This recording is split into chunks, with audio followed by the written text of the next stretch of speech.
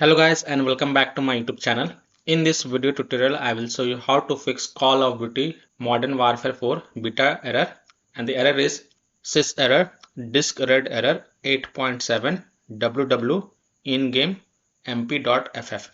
So if you're getting this error in Modern Warfare 4 beta game on Xbox consoles, then here follow the fix to solve this error. The fix is to install MW2 under manage files.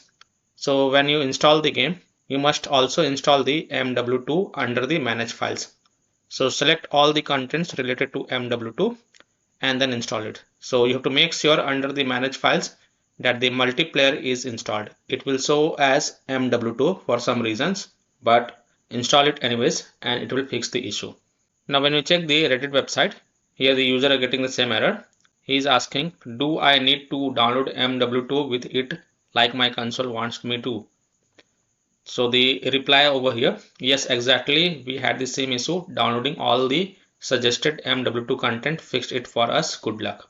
Another user reply, yes you do, as they are actually MW4 not MW2.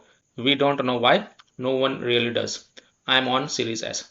So you have to install the suggested MW2 content and it will fix the problem.